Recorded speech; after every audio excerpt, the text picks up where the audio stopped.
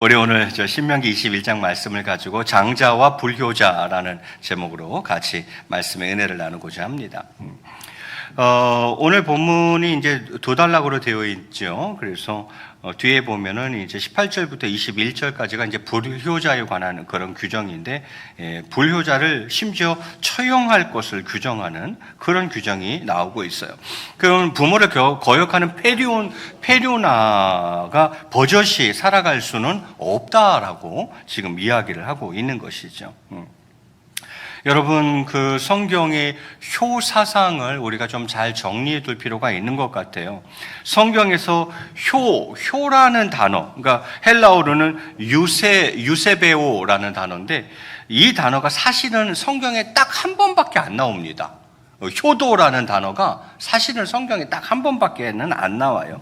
이것 때문에 어떤 사람들은 성경은 하나님에 대한 신앙은 강조하지만 상대적으로 이 효에 대해서는 무시한다, 이렇게 지적을 하는 사람들도 간혹 있어요. 그리고 특히 효를 중시하는 유교 문화권에 있어서는 이러한 도전이 훨씬 더 심각하죠. 야, 그 기독교는 그거 부모도 모르는 그런 종교야, 이렇게 이야기를 하는 거죠. 사실 우리 한국의 경우에 있어서도 기독교가 돌아가신 부모님이나 조상에 대한 제사를 부인한다고 해가지고 사실 복음 전도에 많은 어려움을 겪었었죠. 그런데 정말 기독교는 효를 무시하는가? 기독교가 효를 무시한다는 주장은 전혀 이치에 맞지 않습니다. 성경에서 강조되고 있는 부모에 대한 자식의 여러 의무를 간과한 억지에 불과하죠.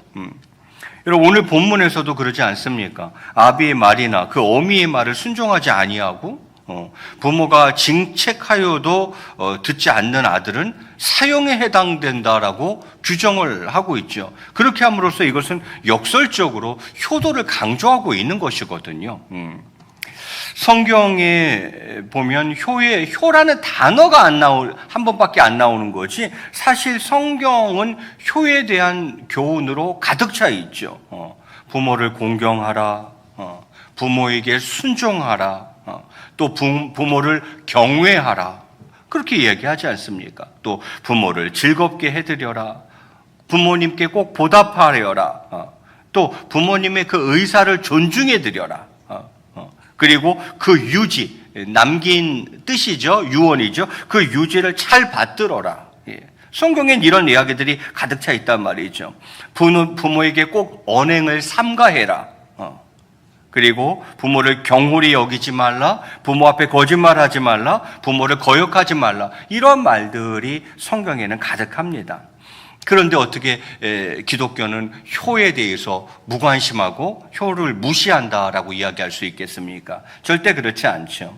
그리고 효와 불효의 결과에 대해서도 성경은 굉장히 명료하게 정확하게 설명하고 있죠.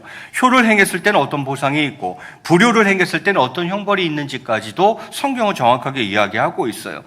효를 행했을 때에는 약속의 땅에서 오래 산다, 또 복을 누리게 된다, 장수한다, 그런 축복들이 기록되어져 있고, 또 불효했을 경우에는 형벌을 받되 저주를 받는다, 또 회중 앞에서 공개적으로 심판을 받는다, 오늘 본문 같은 경우에는 심하면 사형에 처한다라고까지 이야기를 하고 있어요. 이처럼 성경은 효와 불효에 대해서 언급하고 있습니다. 여러분, 성경은 자녀는 마땅히 부모에게 효를 다해야 한다고 분명하게 가르치고 있더라라는 것이죠.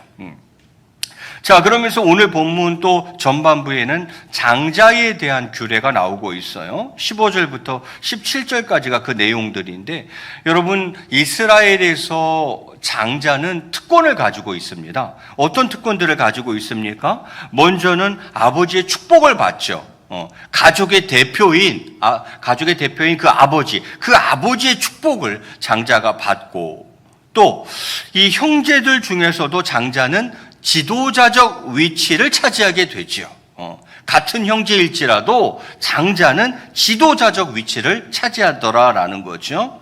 또 다른 형제들에 대해서 우선적인 대우를 받습니다. 그리고 마지막은 오늘 본문에도 나와 있듯이 2배의 상속분을 받도록 그렇게 되어져 있어요. 이것은 뭐 비단 이스라엘만이 아니라 우리나라에서도 얼마 전까지만 해도 사실 장자들은 이러한 특권을 누렸습니다. 가족의 대표인 아버지의 축복이 먼저 큰아들에게 가게 되어져 있었고, 또 다 같은 뭐 7남매, 8남매라 할지라도 어쨌든 그 장자가 지도자적 위치를 차지했었고, 또 다른 형제들에 대해서 부모로부터 우선적인 대우를 받았죠. 그리고 또 장자에게 유산 상속이 훨씬 더 많이 됐었던 것도 얼마 전까지 우리나라에서도 있었던 장자의 특권들이겠죠. 자, 이 정도 예비 지식을 가지고 먼저 본문 15절부터 17절까지 나오는 이 장자 상속권에 관한 부분들을 한번 먼저 좀 살펴보려고 합니다. 여러분, 고대 사회에서는 일반적으로 일부 다처제를 인정하여서 여러 여인을 아내로 삼는 것이 보편적이었습니다. 이스라엘만이 아니라 고시대의 다른 나라들도 대체로 보면 다 일부 다처제였다라는 거죠. 그래서 아내를 여러 명 두고 살았어요. 그러한 이유는 이제 그 당시에는 이제 자손의 어떤 많고 적음이 축복과 번성의 기준이었기 때문에 더욱더 그랬던 거죠.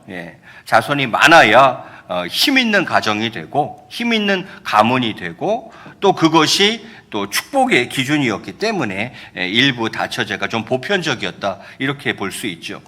그럼 하나님은요, 물론 하나님은 일부 일처제를 세우시는 거죠. 그 일부 일처제를 어떤 창조 질서에 입각한 결혼 제도로 세우셨습니다. 그래서 성경은, 기독교는 일부 일처제입니다. 그런데 이제 일부 이 다처제는 좀 어떻게 보면 완악한 인간들이 자의적으로 만들어낸 제도다. 하나님이 일부 다처제를 만든 게 아니라 하나님은 일부 일처제를 만드신 건데, 인간들이 이제 일부 다처제를 세운 것이다. 이렇게 볼 수 있겠죠. 아무튼 고대 사회에서는 많은 아내를 거느림으로써 나타나는 여러 폐단들이 많이 있었습니다. 아내가 많다 보니까 문제가 좀 많았죠. 그 중에 하나가 본문에 나타나는 이제 장자 상속권 문제 같은 게 한 예가 되겠죠. 자, 본처를 싫어해서 첩을 맞아들였어요. 그리고 본처의 소생이 실제적으로 이제 장자임에도 불구하고 뒤에 얻은 그 애첩에 대한 사랑 때문에 애첩의 소생에게 장자권을 상속하는 일이 일어날 수 있었다라는 거예요. 본처가 있고 본처에서 낳은 큰아들 장자가 있는데 본처를 별로 안 좋아하는 거야. 그리고 나중에 얻은 첩을 더 사랑하는 거지. 그러다 보니까 그 첩이 낳은 아들을 장자로 세우려고 하는 이런 일들이 발생할 수 있었다라는 거죠. 그래서 본문은 그러한 폐단을 막기 위해서 주어진 규례라고 할 수 있겠습니다. 자, 곧 아버지는 개인적인 어떤 사사로운 감정 때문에 이미 정해져 있는 장자의 순서를 바꾸거나 또 장자의 그 존귀와 특권을 박탈해서는 안 된다라는 것이 오늘 규정인 것이죠. 왜 그렇습니까? 비록 사람이 자녀를 낳는다 해도 그 열매를 맺게 하시고 심지어는 쌍둥이라 할지라도 그 순서를 정하시는 분은 하나님이시기 때문입니다. 하나님이 그를 장자되게 했는데 그것을 아버지가 임의대로 바꾸어서는 안 된다라고 이야기하는 것이죠. 물론 사람의 배 아파서 낳은 내 자식이라고 하지만 사실은 그것을 허락하신 이가 누구십니까? 하나님이시요. 그러니까 궁극적인 창조자는 하나님이시란 말이죠. 또 심지어는 정말 쌍둥이로 태어나도 누가 먼저 태어날까를 정하시는 분은 누구예요? 하나님이 정하시는 거잖아요. 그러니까 그렇게 하나님이 정하시는 것인데 그것을 인간 아버지가 임의대로 변경해서는 안 된다라고 이야기하는 거죠. 장자의 권리는 인위적으로 바꿀 수 없다라고 이야기합니다. 여러분, 한편 또 이상의 이유가 아니더라도 사실 성도들은 축첩을 하거나 첩을 얻거나 또 특정 자녀를 편애해서는 결코 안 되겠죠. 그것은 다 성경적이지 않습니다. 성경은 첩을 얻는 것을 금지하고 있고, 또 자녀를 사랑하되 특정 누구만을 더 사랑하는 편애도 옳지 않다라고 성경이 말하고 있죠.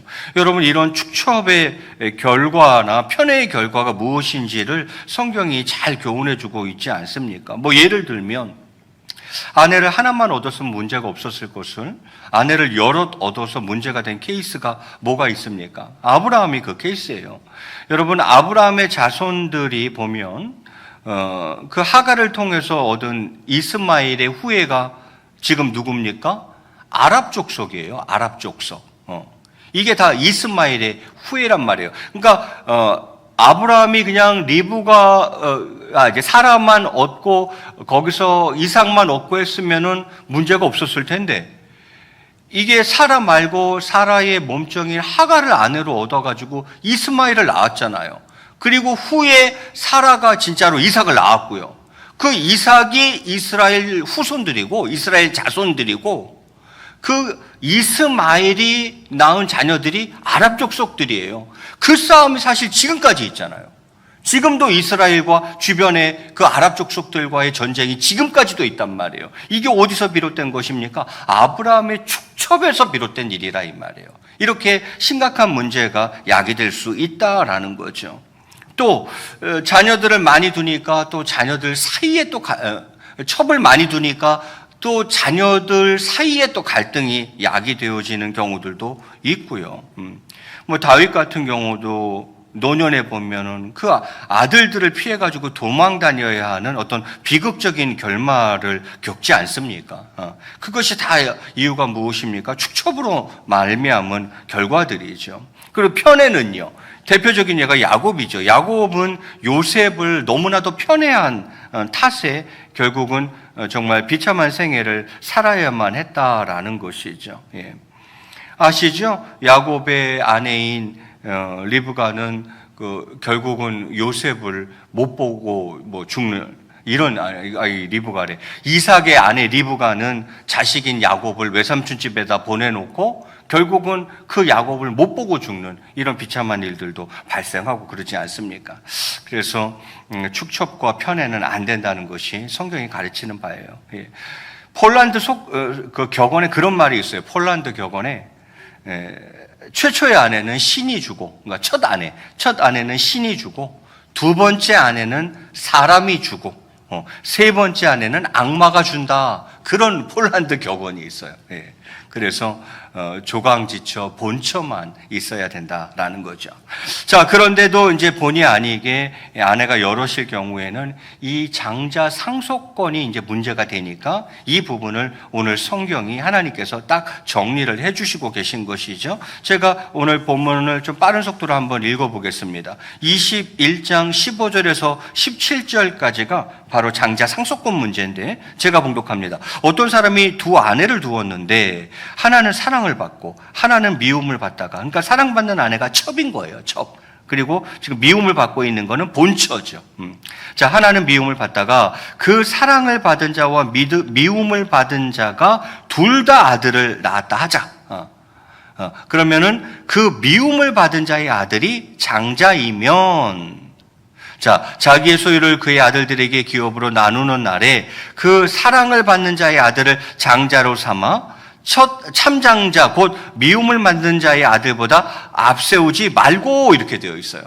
그러니까 첩의 장자를 본처의 장자보다 앞세우지 말라는 거예요. 네가 미워해도 거기가 본처고 본처가 낳은 장자가 진짜 장자다. 그러니까 네가 첩을 얻고 첩을 사랑하고 첩이 낳은 장자가 이뻐도 반드시 장자는 누구로 해야 된다? 본처의 장자로 장자를 해야 된다. 이렇게 하나님이 딱 규정을 하고 있는 거예요. 그래서 17절에 반드시 그 미움을 받는 자의 아들을 본처의 아들이죠. 장자로 인정하여 자기의 소유에서 그에게는 두 몫을 줄 것이니 그는 자기의 기력의 시작이라. 장자의 권리가 그에게 있다. 이렇게 하나님이 정확하게 선을 그어주고 있는 것이죠. 자, 그러면서 이제 18절부터 21절까지는 불효자에 관한 처벌 규정이 나오고 있어요.